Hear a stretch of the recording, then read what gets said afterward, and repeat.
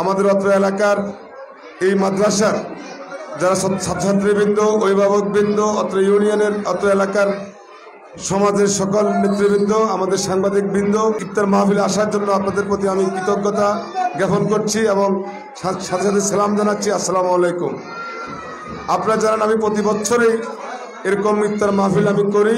বিশেষ করে আমার মা 21 সালে উনি মরণবিধি ক্যান্সারে উনি মৃত্যুবরণ করেছেন। তারপর থেকে আমি প্রত্যেক বছরে আমি বিভিন্ন এতিমখানায়, মাদ্রাসায় এরকম এই ইফতার মাহফিল আমি করে থাকি। এবারে একটু আলাদা, আমাদের নোয়াখালী 4 আসনের সংসদ সদস্য দীর্ঘদিন যাবৎ আপনারা জানেন উনি ব্যাংককে একটা হসপিটালে উনি চিকিৎসাধীন আছেন। আমরা ওনার সুস্থতার জন্য আমরা বিভিন্নভাবে আমরা দোয়ার আয়োজন করেছি। আজকেও আমরা গত পরশুদিন আমাদের নোয়াপাড়া সিদ্দিকিয়া জামে মসজিদে আমরা মাদ্রাসার প্রাঙ্গণে আমরা একটি দোয়ার মাহফিল করেছিলাম। আজকে আমাদের আনসারিয়া মাদ্রাসায় ছাত্রছাত্রীকে সাথে নিয়ে আমাদের অত্র এলাকার গণ্যমান্য আমাদের সকলকে নিয়ে আমরা আজকে ইফতার মাহফিল থেকে আমাদের এই প্রিয় নেতার সুস্থতা কামনা করছি, আপনাদের কাছে দোয়া চাই। আরও বিশেষ করে এই এলাকায় যারা ময়মুরব্বী, যারা মৃত্যুবরণ করেছেন তাদের জন্য আমরা দোয়া চাই, এবং যারা অসুস্থ আছেন, এই এলাকার যারা অসুস্থ আছেন সবার জন্য আমি আমাদের সবার কাছে আমি বিনীত অনুরোধ করছি, দোয়া চেয়ে আমি আমার এই সংক্ষিপ্ত আলোচনা শেষ করলাম। আসসালামু আলাইকুম।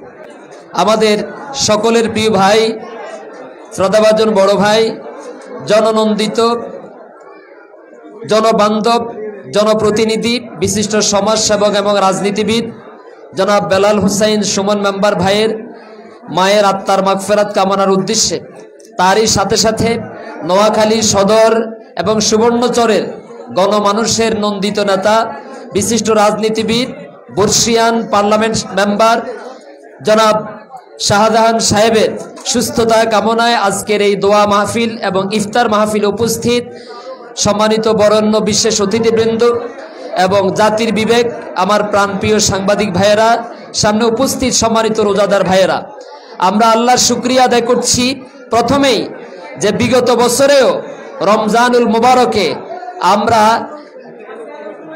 সারাদিন রোজা রেখে উপোস থাকার পরে কয়েকজন ভাই মিলে এক জায়গায় একত্রে ইফতার মাহফিল করার সুযোগ হয় নাই। 90% মুসলমান থাকার পরেও এই বাংলাদেশের জমিনে আমরা মুসলমান হয়েও পবিত্র ইফতারটা পর্যন্ত আমরা সুন্দরভাবে স্বাধীনভাবে করতে পারি নাই। কি বলেন আপনারা? আজকে এই ইফতার মাহফিলে আমরা আল্লাহর শুকরিয়া আদায় করছি যে আমরা এই সুন্দর পরিবেশে আমরা দলমত নির্বিশেষে সবাই মহান আল্লাহ সুবহানাহু ওয়া তাআলার সন্তুষ্টির লক্ষ্যে রোজা রাখার পরেই আমরা আমাদের ভালোবাসা, আমরা আমাদের বন্ধনকে মজবুত রাখার জন্য এখানে এসে ভাইয়ের দাওয়াতে সাড়া দিয়ে ইফতার মাহফিলে সমবেত হতে পেরেছি। এজন্য শুকরিয়া আদায় করছি, আলহামদুলিল্লাহ। সম্মানিত ভাইয়েরা, আমাদের ভালোবাসাটা হবে আল্লাহর জন্য। কার জন্য? যদি ভালোবাসাটা আল্লাহর জন্য হয় তাহলে এই ভালোবাসা কিয়ামতের দিন নাজাতের উসিলা হবে, আলহামদুলিল্লাহ। আমাদের নবীজি বলেছেন, মান আহাব্বা লিল্লাহ ওয়া আবগাদা লিল্লাহ ওয়া আ'তা লিল্লাহ ওয়া মানা'a লিল্লাহ ফাকাদ ইসতাকমালাল ঈমান। তোমরা কাউকে ভালোবাসবে আল্লাহর জন্য। আমরা কাউকে ভালোবাসবো কার জন্য? আমাদের ভাই আমাদের কাজকে এখানে ইফতারে দাওয়াত দিয়েছেন কার খুশির জন্য? ও আবগাদা লিল্লাহ।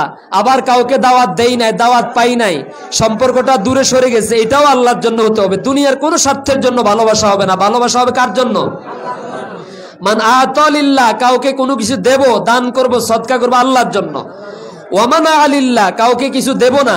অর্থাৎ এক লোককে যদি আমি 10টা টাকা দেই, এই 10টা টাকা দিলে সে হয়তো সুদের উপরে লাগাবে, অথবা নেশার জন্য আপনার কাছ থেকে চাইবে। সুতরাং আমি জানি এই 10টা টাকা দিলে সে খারাপ কাজে ব্যয় করবে, এই জন্য তাকে দেব না। ফাকাদ ইসতাকমালাল ঈমান। আর এটাই হলো ঈমানের পরিপূর্ণ স্তর।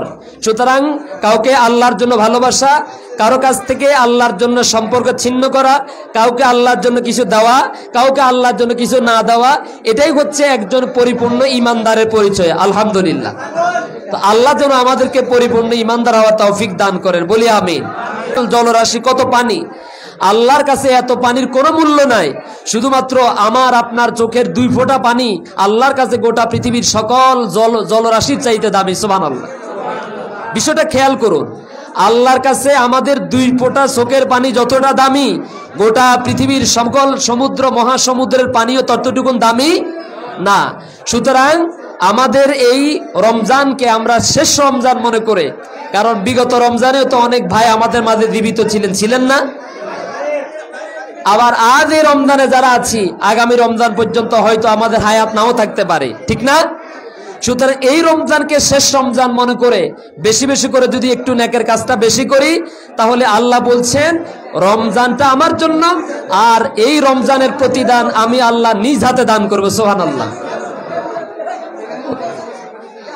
রোজার প্রতিদান, রমজান মাসে যত ইফতার হবে, সাহারি হবে, তারাবি হবে, দান সদকা হবে, এগুলার প্রতিদান কে দিবেন?